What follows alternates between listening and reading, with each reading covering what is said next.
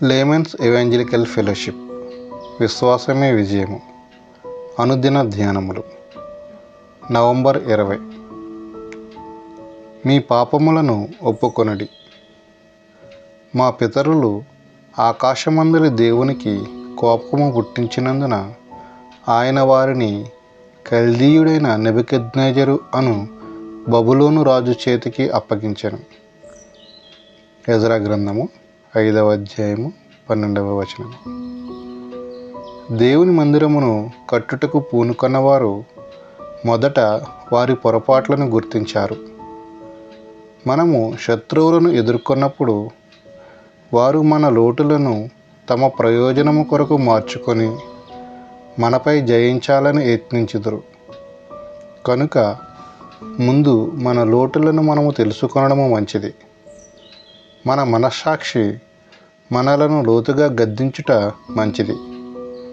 ఈ ప్రజలు తమ పితరులు దేవునికి కోపము పుట్టించిరని ఒప్పుకొన్నారు.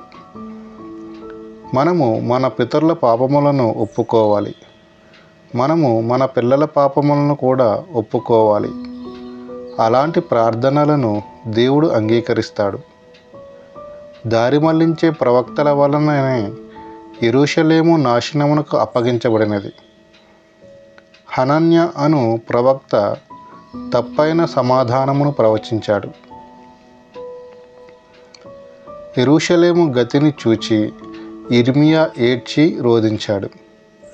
నా జనులకు కలిగిన నాశనమును నేను చూడగా నా కన్నీరు ఏరులై పారుచున్నది అని విలపించాడు. విలాపవాక్యములు 3:48. ఇలాంటి సరి అయిన ప్రవక్తను వారు చెరసాలలో వేసి అబద్ధపు ప్రవక్తను అంగీకరించారు. అతని ప్రవచనము నెరవేరినప్పుడు యిర్మీయా విలపించాడు.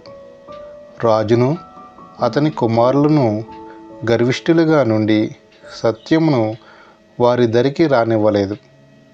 గర్వము మన తప్పులను మనం ఒప్పుకొనకుండా చేయును.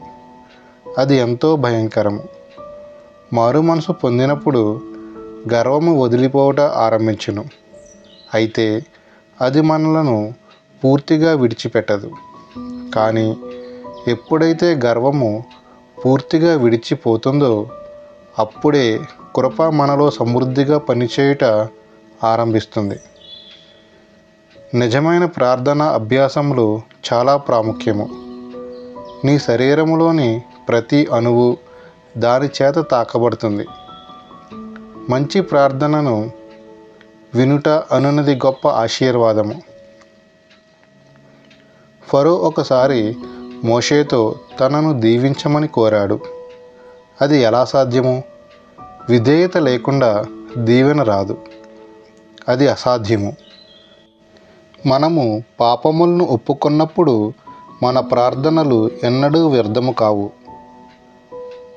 ఇంతవరకు మనము జీవించుచున్న శక్తిహీనమైన ఫలము లేని జీవితాన్ని దేవుని ఎదుట ఒప్పుకోవాలి.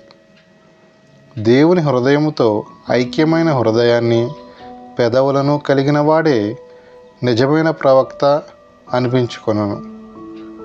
మనం క్రీస్తు మనసు కలిగి దేవునితో అంటుకట్టబడిన వారముగా ఉందాము. ఎన్ దానియేలు గారు.